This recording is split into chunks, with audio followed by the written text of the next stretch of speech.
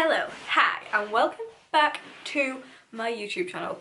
I don't know why the lighting is playing around with me. I got a new ring light, and like combined with that and the skylight above me, which obviously isn't the best location for me to be filming. At the moment it is the best setup I've got. Before we get started, please subscribe to my channel. I really hope you appreciate this video. We're going to do a fitness Q&A. I have so many questions that you guys have been asking. I thought, what a better way to answer a load in one go than to throw them in a YouTube Q&A. Let's just jump straight to it. And I've got a load on my phone. We've got some from Insta, some from TikTok. And yeah, we're just going to work our way through. I'll shout out people's names who have asked questions. And we will see what we end up talking about, because it could be anything. There's a good one. So I am so sorry, I'm not sure how to pronounce the name on this one. Irema Bays on Instagram. It's what foods to eat to grow glutes. It's a funny one really, because you want to be eating enough protein. If you're a vegetarian, you're going to get your proteins from different places other than meat, but if you eat meat, then you're going to get a lot of protein from your meats. You want to be definitely hitting carb and protein macros consistently, and obviously that's combined with training glutes probably 3 times a week. 2 to 3 times a week if you're obviously not as used to training them. You don't want to overdo it because you need the rest to also recover and let them grow. In terms of specific food, it's not really how it works. It's just a case of eating enough protein and carbs. But yeah, there you go, there's your answer. It doesn't need over complicating. It's pretty darn simple. Poppy Bridal, please could you do some exercises for back fat?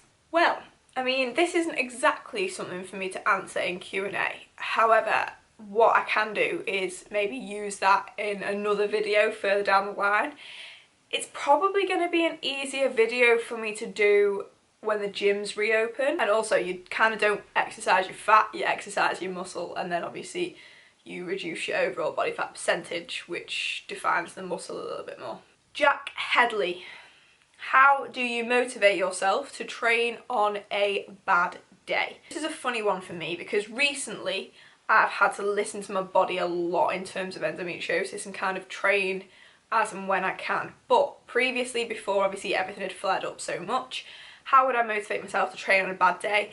I think long term, I've always practiced discipline from a very young age. So in terms of like, if you get to a point where, you know, you're knackered, you've had a hard day at work, etc, but you've got that goal at the end of it all, then why wouldn't you be motivated to go and do it? You'll feel so much better when it's done. I know that's a really stupid answer for me to say, but it's just so true. Like, you are the only person who can motivate yourself. I can't do it for you. Nobody can do it for you. You have to be disciplined. You're never always going to be motivated, but you can learn to be disciplined, you can practice discipline, and you can practice discipline across all areas of life. In terms of motivating yourself on a bad day, think long term. Think about the why. Why are you doing this? And then you're going to motivate yourself. You're going to go and get it done. Naya Caitland. Is there any exercises that help with cellulite? Most people have cellulite. It's not a bad thing at all, by no stretch. Like, I have cellulite. Ways of reducing it are obviously drinking water, definitely, and drinking water consistently, as well as training consistently. So obviously, if your muscles are tighter to your skin, then your skin kind of won't necessarily show the cellulite as much.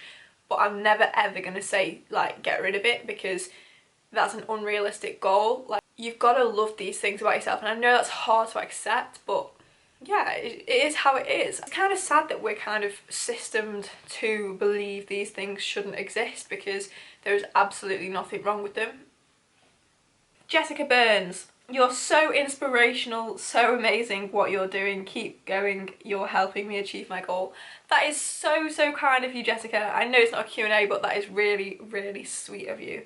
And I really, really appreciate you, and I really appreciate that things I'm doing can actually be of use to you. How to stop snacking. Don't just say water. That is from x.ruby.night.x. So eat little and often throughout the day. So maybe eat like 6 to 7 meals in a day rather than 3 big meals and thinking of everything as a snack. Reduce your portion size. I know you said don't just say water, but obviously definitely water is one of the big pointers. Focus on when you find yourself snacking the most. Try to obviously get a drink. Doing something that's like going to entertain your brain before caving for the snack. So test a couple things out and see whether you're actually hungry or if you're just bored. Hunger kind of passes, then obviously it probably was just boredom, but definitely reduce portion sizes and eat little and often throughout the day. So it's not a bad thing to snack, just make sure you're snacking on better things. So obviously as well, if you're tracking your macros and calories, just stick within your macros and calories, and snacking isn't a bad thing by any stretch at all. So Tully, and then about 4 or 5 underscores, this is on TikTok. How do you know that you have OCD? I think I do. Thank you for this question. This is an excellent question. Okay, so I'd always been like majorly obsessive, like even as a 4-year-old kid obsessive, like as a kid when I got like my swimming shorts, you know, swimming costume wet on holiday, I'd have to go and change it because I couldn't stand being in like a wet swimming costume. Like that is pretty darn obsessive, and I know, you know, all kids have like these sorts of habits, but my sorts of obsessions, should we say, were very, very prominent. And I'd literally melt down if I didn't kind of complete the compulsion or the ritual. So yeah, so it kind of progressed from a young age. As a 4-year-old kid, I would literally make myself homework and take it into my teacher. I'd always worry that things that I did weren't good enough, and always do additional because I felt like I wasn't doing enough if I didn't. And that's in everything in life, like I'd always go above and beyond, and I know that's not a bad thing, that's why I use it as a good thing, but these sorts of traits kind of manifested massively when I had a breakdown at like 11, 12 years old. And coming out of that horrific mental breakdown where I literally thought that everything I'd done in life was horrific, and I was like crying about everything I'd done in my life that I thought was marginally wrong, like crying, like I did not go an hour without crying and hating myself. Like I literally thought I was horrific. It was a hard time. Like as a kid I didn't even think there was anything wrong with me, but coming out of that, I knew at the end of kind of that summer holidays I had to go back to school, and I knew I needed to sort myself out, otherwise all my friends would think I was weird. I'd already avoided them all summer. I started practicing very weird things, so like rituals. So obviously like I'd count when I was doing things to make myself feel better, and it was like until this feeling inside of me is gone, or if the bad thought inside of me had gone. I would like hold, if I was putting clothes away, I'd like hold on to the clothes until it felt right in my stomach. Like yeah, hard time. Like these things happen all the time to me, but I'm used to it now. Like yeah, it's weird. You just have to, if you think you may be suffering with OCD, do some research into it, because I think a lot of the time OCD can be completely misunderstood. It's thrown around, like people always say, oh, I have OCD because I'm, you know, a neat freak or whatever. That's not OCD. OCD is a hard thing to deal with, and you have to you have to train your mind, because OCD is programmed in. It's a chemical imbalance. It's not, it's a physical thing. You know, it's a physical difference in your brain. So it's not easy, and you just have to use it to your advantage. You know, I'll go on my phone, and if I have this feeling or this bad thought inside of me, and they could be horrifically uncomfortable bad thoughts, I'm talking like really horrific. If I'm like scrolling on my phone and like I like something, but I didn't feel right at the time, or I had a bad thought in my head at the time, I'd have to like and unlike it and like and unlike it and like and unlike it and like, to the point where I'd actually get the notification telling me I was like, you know, spam or whatever, because I've liked and unliked it that many times, but it was literally just to make myself feel better. So yeah, that's why I find typing on my phone very, very hard, and I think that's why I find replying to people's messages so quick so hard, because I have the same sort of thing with letters. If I type a letter wrong, I have to go back and do the whole word again, and if I've not felt better by the time I've done the whole word again, I have to do the whole sentence again. That's why I'm also good at memorising things, because I will have to memorise the sentence, then type it out again, and if I've not felt right, I'll have to do it again and again and again and again and again. Very time consuming. Like, these are the things people don't see about me, but yeah, it happens. And I had to obviously go to the doctors when I was in my teens to discuss it, and yeah, I have OCD. I had counselling and stuff, but to be honest, I've kind of figured it out myself, because I know that it is an advantage in some way, because obsessiveness obviously leads to discipline, because once your brain thinks something, you have to execute on it. So it's a good thing for me, because it means that I achieve my goals. But yeah, you know, just if you think you've got it, go and chat to a professional and do some research as well, and just see whether all the things that come up apply to you, because when I did the research, I knew for a fact I had it. Like, the same with endometriosis. Yeah, it's not a bad thing, but it's very challenging. I've never taken drugs for it either. I don't really mix well with like hormonal treatments and things, so I'd rather just kind of go with CBT. I'd always go with CBT over drugs any day, because yeah, I just never really want to rely on something. I'd always prefer to do it naturally.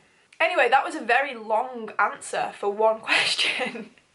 You got me off on a rant there. How do you eat less sweets when you're used to eating loads? Eat more fruit. Honestly, fruit is brilliant for this. Like, if you're craving something, have a banana. They're high in sugar. Fruit is high in sugar, but it's natural sugar, so it's slightly better for you. Solve your cravings because of like boosting your insulin. That question was from Kirsten 285 on TikTok. All these are about motivation. Like, mate, just love life. find what you want to achieve in life and why you want that thing, and then just do everything every day to achieve it. So like, if you've got a strong reason to do something, you're gonna do it. If you're struggling with motivation, look into the law of attraction, because I have so many questions here asking how to stay motivated, and honestly, man, I think I need to do a YouTube video on how to stay motivated. We'll do that one next week. Exercises to lose stomach fat. That's from Lucy Mamen. Okay, same as the first question really. It's not, no specific exercise is going to help you lose stomach fat. It's reducing your overall body fat percentage. Eating in a calorie deficit will help you achieve that long term. And if you want to kind of create that toned look, you're going to have to build muscle, which obviously entails going into a calorie surplus to build the muscle underneath, and do a lot of ab exercises, and then bring yourself slowly and gradually into a deficit, and then obviously you will reduce stomach fat overall and also appear quite toned. So that is fitness Q&A number 1 done. I feel like you guys asked so many questions. It's probably gonna be one of many. We may do many more fitness Q&As. But yeah, thank you for watching. That was fantastic. The next YouTube video we're going to do is a full abs workout, as this is something that loads of you have been asking me to do and to post on YouTube. So that is going to be up on Wednesday, 3 days time, Wednesday. In the meantime, thank you so much for watching. Please subscribe if you haven't already, and make sure to follow my Insta, because how can I have 36,000 followers on TikTok but only 4,000 and something on Instagram? Come on guys, please support your girl. I've been working so hard for you guys. I would really appreciate it. Thank you so much, and I will see you on Wednesday. Love ya.